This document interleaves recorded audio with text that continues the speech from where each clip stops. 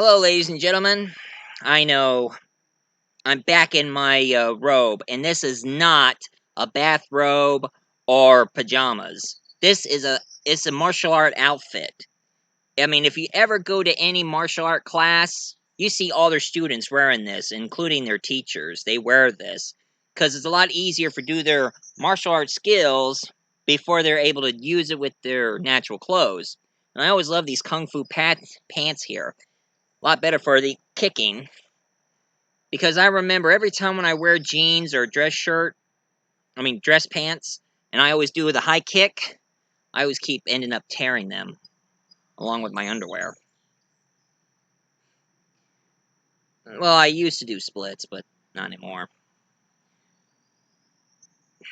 Anyway, I know I was supposed to review Memoirs of a Geisha, and it is a good movie, but sadly, folks, I just didn't feel like talking about geishas and the movie itself.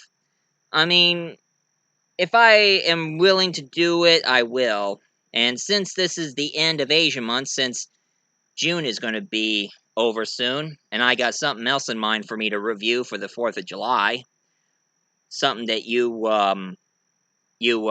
non-patriotic people don't appreciate.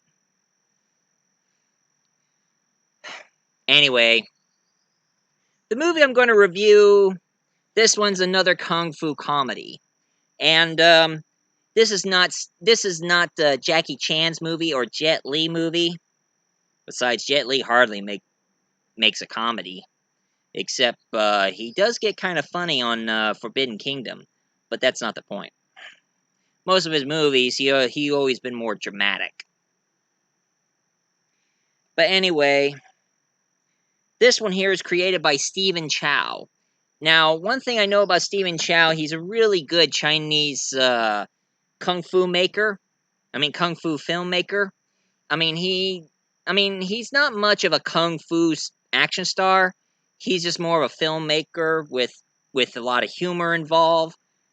I mean, I've seen a lot of his movies. Well, most of his movies, and they're pretty good. My favorite is that spy one, but I don't have a picture to print out because that spy one was pretty funny. He was a former spy who quit and become a butcher with this giant cleaver-like knife he always carries. But now they got him out of retirement in order to do more spy stuff, and there's a short hair assassin who is pretending to be helping him, but it turns out that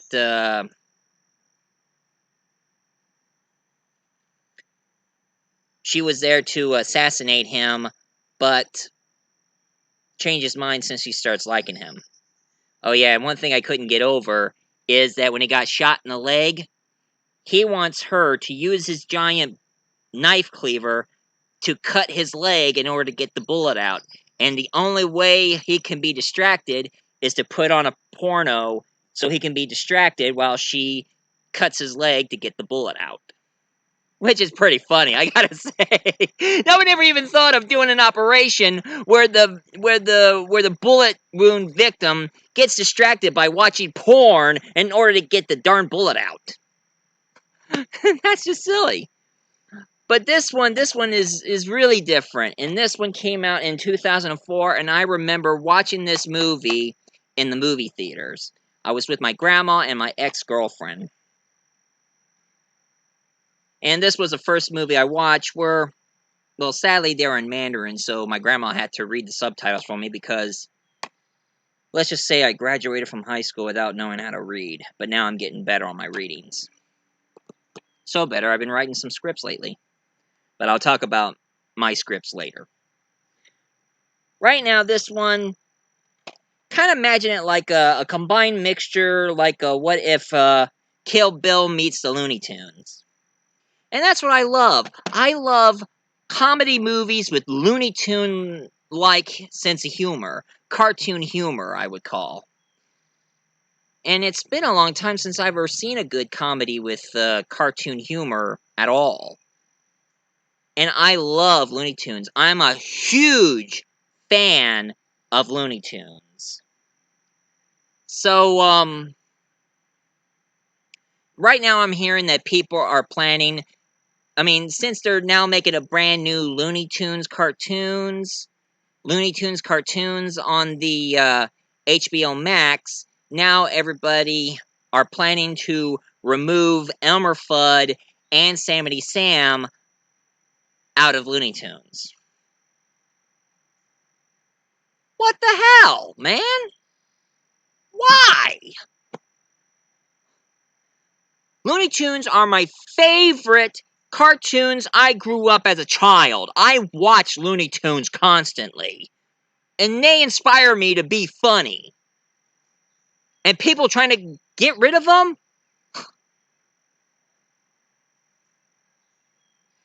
If anybody wants to get rid of my favorite characters from the Looney Tunes, well, in my opinion, it will be a cold day in hell!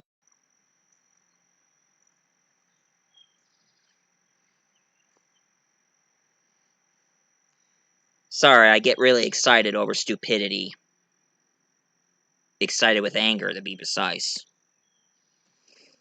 I mean, I love Looney Tunes. I mean, shh, be very, very quiet. I'm hunting rabbit. I'm Yosemite Sam, the rootinest, tootinest hombres who ever peeked the Grand Canyon. And I ain't no namby-pamby. What a bunch of maroons. You're despicable. Tasmanian Devil.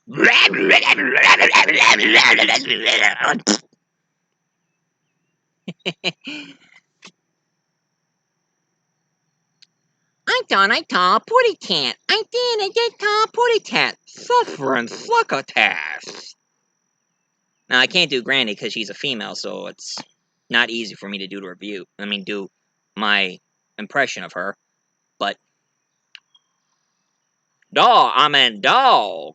Some of your work is left to be desired. What? I mean, you missed a spot, son. That boy's about as sharp as a bowler ball. I'm gonna fix that cluck's wagon. I'm a chicken hawk and I'm looking for a chicken, and you're it. I am Wiley Coyote, super genius. Meep, meep. Andre, iba. I am Speedy Gonzales, the fastest mouse in Hori, Mexico. Andre, iba, yeehaw! And this pork pig. They told me to lose a stutter, and then they told me I'm not funny anymore. It's a pain in the butt to be politically correct. You're telling me, senor. They say I'm offensive to the Hispanic. I just love Looney Tunes. And I grew up to them as a child, and if I have kids, I want them to share the same humor and experience I had as a kid.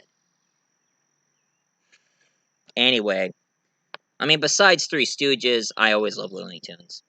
But anyway, enough with the Looney Tunes aside. Let's get to the movie, shall we? And the movie I'm going to review to you today is this. Kung Fu Hustle. Now, this will be the last review for my Asian month because June's going to be over soon, and the 4th of July is going to be coming, and I got something very patriotic for me to review for the 4th of July. For you non-patriotic dumbasses, I'm going to review something very patriotic, because I'm proud to be an American. But anyway, folks, back to the review. Kung Fu Hustle is one of the greatest movies in the world. This was unlike any Kung Fu movie I ever saw. In the beginning, you have this bad guy who is beating up the police and also walked up to the sheriff's station, and he got really peed off by the cops for arresting his girlfriend just for spitting. The law's a law, and you have to obey the law, you dumbass. But anyway, he got his girlfriend out of jail, but it turns out the cops were in the take. I do support the police, but I hate crooked cops. Cops who are on the take by mobsters, or anybody who's crooked. But anyway, Turns out that the bad guy, he discovers that the entire town is abandoned. There's nobody around because they're all barricading their, locking their doors and barricading the window. They're about ready to come back to the police station, but it turns out the Axe Gang shows up. Now, one thing I heard about the Axe Gang, they were notorious gangsters back in the 40s. And they called themselves the Axe Gang because they always showed up with axes killing people. Anybody who double crosses, whoever double crosses the Axe Gang gets chopped up. And their leader has really rotten, disgusting black teeth, like he never brushed in years. But when uh, when that one bad guy shoots a firework to call his gang, but the leader says, "Put that away, crocodile. All your gangs are now joining with us." And as the bad guy crocodile ran, he tossed his axe right at him, made him lose a leg while he was running, and then when he grabbed another axe, he chopped him up pretty bad with his axe. And then there was Crocodile's girlfriend. She's standing there in fear with a tear coming out of her eyes and going like, "Please don't hurt me." And the leader was like, "Go on ahead. Move along, lady. I do not harm a lady." She was like, "Thank you." But as she turned around, he was like this, and one of his gang gave him a shotgun and shot her right in the back. And then the Axe Gang leader's brother was like, "You policeman, get over here and clean up the mess." And then there's the intro of the Axe Gang. Now the Axe Gang has been terrorizing the entire area of China through years until there's a little small town where it lies our main character right here. Now, how it turns out, when he was a little kid, he wanted to be one of the greatest kung fu legends in history. So he meets this homeless guy who gave him a manuscript to teach you how to fight, teach you kung fu with a technique called Buddhist palm. So he spent all his money, gave the homeless guy all of his money, and got the book. And he starts learning it as well, but he's a little kid, and he saw a group of hooligans who is picking on a poor girl who is a mute. And when he was about ready to do his Buddhist palm technique, hit him right in the chest, did nothing. So they beat him up and peed on him. And the bully was like, "A stupid moron and a deaf mute. What a bunch of losers." Of course, she's just a mute. She's not deaf. So that's why he decided, instead of being a kung fu fighter, he decided to become the member of the Axe Gang, since being a big time gangster will get all the attention he needs. So him and his chubby friend here, him and his chubby friend. Now his chubby friend, he makes me think of Patrick from SpongeBob.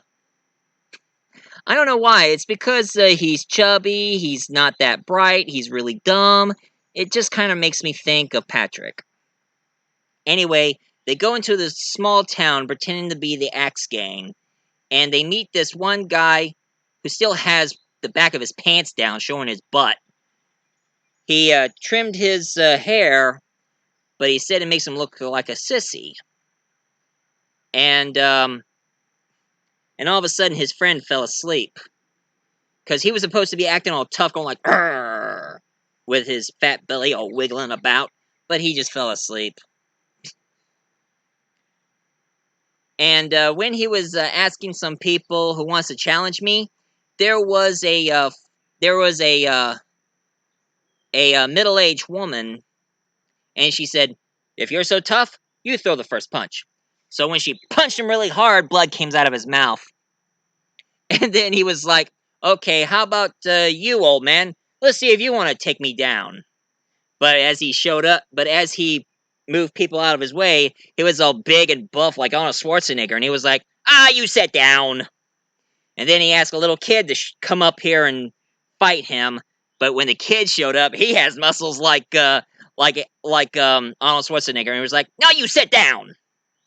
And then he sees this one guy who looks pretty skinny and looks like all, oh. When he asked him, "If you want to fight me, come on up." But it turns out he was extremely tall, and he was like, "Okay, one thing I hate more is a cheater. Now you sit down." And then all of a sudden, here comes the landlady. The landlady right here. Now, she's like in charge of the small town area. And of course, her husband here, he he's like the landlord, but he always keeps but he always acts like a pervert towards other women. Even there was this girl with buck teeth, he tricked her into kissing him in the cheek. And of course, he's really henpecked because when she showed up, she beat him up really bad and tossed him out the window and threw a fire pot right in his head. But of course, when the woman noticing what's going on, she ran down right towards him and starts slapping him with her sandals. Kind of like this. Moron, stupid, idiot, fool. Yeah, I like to wear sandals when it's hot outside. I don't want to wear shoes. I wish I could wear slip-on shoes. But anyway. And then the real Axe Gang showed up. And when the leader of the Axe Gang was like, "Alright, who wants to cause trouble in here?" And the old lady just ran really fast like Speedy Gonzales. Someone like... And all, of course, the leader of the Axe Gang's brother showed up, and all of the other gang shows up. He was about ready to grab one of his axe and about ready to hit that teenager who still shows his butt. But he got kicked, and now it threw off his back. So now he asked him to call the gang, and out comes the leader. And then from out of nowhere, 3 men shows up. This kid here, he has the strongest legs in the world, and he went kung fuing on them with his leg move. And then the other one shows up. Now this one, he's a flamboyant, sissy, gay character, but he's the strongest because he has all these metal rings, and he was a tailor, so he has all these metal rings for clothing. But when he breaks that one board that holds him up, he has them all now in his arms, and it helps strengthen him with his punches.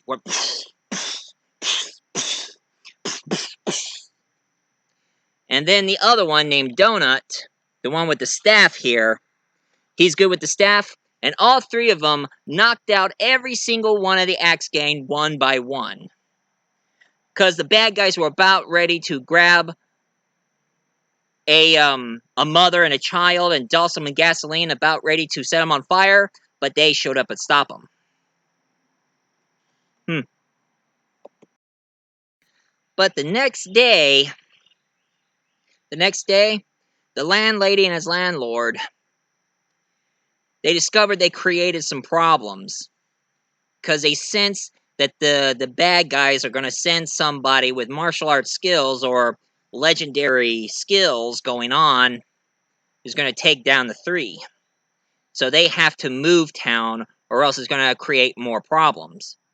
And then there is these 3 guys with glasses who has this giant, well, I don't know what to call the instrument. It's like a guitar, but you put it on your lap and it makes a boom, boom, boom, boom, boom, boom, boom. But every time they play the song and go like, boom, and a sword comes out of there. So every song they play, axes comes out. And they killed off the strong leg guy. And the one with the staff and the chains on his wrist, they start helping each other, but it turns out these rhythm guys, they're too strong. So The landlady, she exposed her ability by doing an extreme yell. It creates a sonic wave. It just create a huge sonic wave. It just busts through the window and everything. So now the two magicians sense another master since they accidentally killed the one with the metal bracelet and the one with the sticks, Donut. But the landlord showed up with his arms between their shoulders. But every time they punch him, he's like human rubber, so he's light as a feather, and his body is all rubber that every time when they punch him, it just went like, whoom, and it punched the other guy. And when it punched him, it just went bounce out and hit the other one. I mean, he was like a human rubber, and every time they try to kick him, he's like, he's like a feather, just, he doesn't go down easily. He just floats, levitate a bit, because how light he is. And then he took down the two bad guys and just swung them around the ground and just tossed them out, forming a yin-yang symbol on the ground. But they didn't take this done, so they grabbed their guitar, get their strings together, and about ready to create an undead army with a big musical note they done. We're like, and out comes the undead army going like, but landlady, she inhaled and and it shattered the spirit and shattered the instrument and even ripped the clothes off the two guys, going like, the Lion's War! I thought that was a myth! So now the leader of the Axe Gang, his brother is going like, alright, let's get out of here! What are you waiting for? And then the landlord was sitting on the passenger side while the landlady is sitting on back between them. And then she looks at the leader of the Axe Gang and went like this.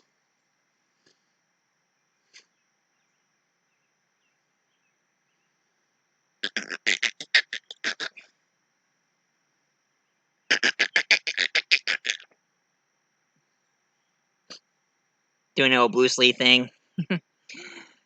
And then they took off. And now the leader of the Axe Gang is getting all shaken.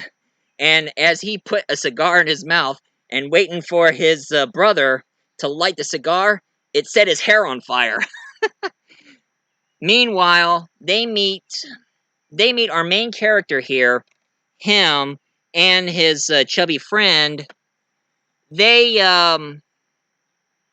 noticed that they were pretending to be the Axe Gang, so they want him to prove their worth. If he makes his escape before the knife go after them, he would spare them and give them a chance to be Axe Gang. But our main character here, which is Stephen Chow himself, he knew how to pick a lock quickly by moving pieces of wire that he has in his hands and unlocks every lock. He saved his friend, and he says he's going to give him a chance.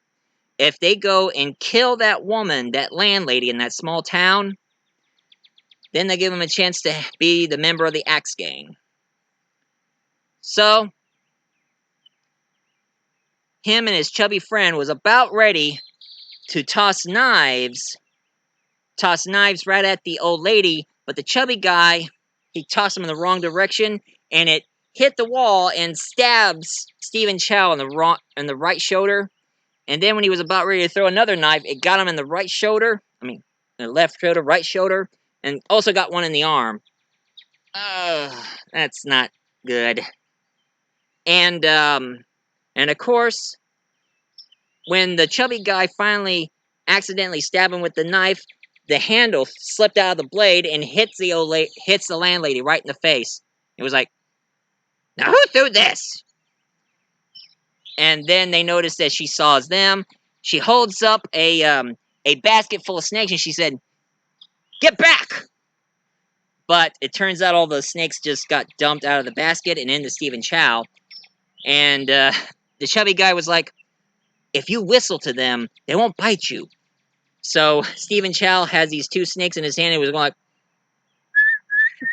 but they bit him right in the lips. So now Stephen Chow is like, "Ah, get out of here! I need to run." So now him and the old lady, their legs could start circling around and around and start running. I mean, they were running really fast. They were like a human cartoon. Well, that's exactly what the movie is like. They were running all the way through the entire street until out comes a bus. Stephen Chow ducks in the bottom, running under the bus, while the old lady jumps and made a pose like this, but she accidentally hits a billboard. You know, I like the landlord in this movie. A little known fact, did you know that this old lady appeared in a James Bond film? I'm not kidding. He appeared in the Roger Moore James Bond film called Man with a Golden Gun. You know, the one with the legendary Christopher Lee as a man with a golden gun. He played one of the Chinese Asian agents who was helping Bond out when there was a group of thugs who about ready to kill him. And I thought she was in that Pierce Bronson one with Michelle Yeoh. Guess not. Anyway, and one thing about the actor who played the landlord, I remember in one of his interviews, he said in every Chinese film he starred in, he always played the bad guy, he always played the villain, and it was the first time he ever played a good guy in this film. So, anyway, they Stephen Chow with knives and the snake venom in his lips. He was inside of a street light and just banging and punching around the metal bars that he was in this, and he was just banging and hitting and of course forcing the knives out of his body like this. And then all of a sudden, his friend was like, "Are you okay? What happened?" And he was like, "I'm fine. I don't remember." And then he sees this ice cream girl, but it turns out he finally realized that the ice cream girl, it was the same mute from his childhood. Turns out she was all grown up, running an ice cream store, and she still had the same lollipop. She kept it when he was trying to save her life.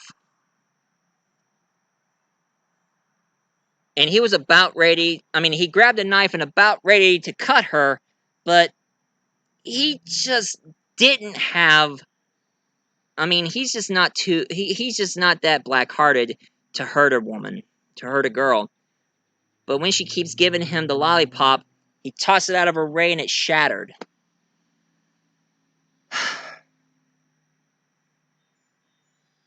Beautiful girl, too. I know. You know me. I have a thing for Asians, so every Asian actress I've seen in every movie, I always say they're beautiful. Anyway, back to the thing. And as it turns out that there is one last kung fu master, but he went crazy and ended up in the sane asylum. And they want him to go to that insane asylum to get him out. So he went all the way to the insane asylum, dodging the guards, and then he took a piece of wire and picked the lock, and out comes this guy with glasses here. He's supposed to be the legendary Beast Man. He's like a human toad who is indestructible and very quick. And since they finally got him into the headquarters of the Axe Gang, the Axe Leader was like this. And he asked Stephen Chow, "Is this the guy that he got?" And he said, "I swear it's him." And then he tries to threaten him by going like, "Please tell me how tough you are. My career's on the line." And the Beast guy was like, "How can I help? And why should I help you?"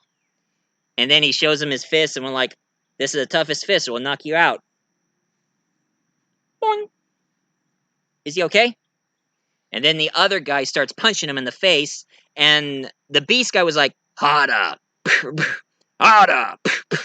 Blood was coming out of his mouth, but going like harder. And then he pulls out a gun. He grabs the gun and then went like this. See, he captured the bullet and said, "In the world of kung fu, light and speed terms the winner." Which is true. In the world of martial arts, light and speed terms the winner. That's why Bruce Lee used that. Because most martial arts skills always relied on light and speed, not power and strength. Think about it. But anyway, the Beast guy discovered that they're here. The landlord and the landlady, they're there. And they had this huge fight going on, but it turns out he was too strong for them, but they all pin each other down, and the Axe Gang gives Stephen Chow a club and says, "Hit him in the pulp! Beat him up!" And then he was like, "You want me to beat him up or hit him with a pulp? You're definitely confusing me!" Hits him in the face and blood comes out from his forehead. And then when he hits the Beast guy, he starts punching him in the face and the ground, through the ground, that his head just went right through the ground, just beat him into a bloody pulp. So the landlord and landlady grabbed him and got out of here. While the Beast man was like, And the leader of the Axe Gang was like, "You fool, you let him get away!" But the Beast man went like, and his head went like backwards. Really killed him. So now he's taking over the Axe Gang. But they were surprised. But the landlord and the landlady, they never used their kung fu skills in front of people because a lot of people do get hurt. I mean, they had a son that they taught him, but he died in the hands of hoodlums. That's why they prefer not to use it anymore. But they were surprised that this one, Stephen Chow, they gave him all the remedy to help heal him up. But he's being more like a butterfly. They got him all wrapped up in the herbs and such. He was like a cocoon. But he starts healing up really fast, rapidly. So they start seeing exactly something special about him. So now the Axe Gang showed up in the town and they had everybody out of here. And now it's up to Stephen Chow to deal with them. And he also told them to relax and rest and don't smoke. And then one by one, just like in the cover in this movie, he starts taking down the Axe Gang one by one, just all. And of course, the quick toe stomping.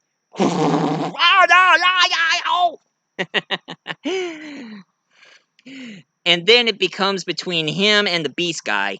And the Beast guy did exactly what you see here. His neck starts extending, he becoming more like a toad, going like, and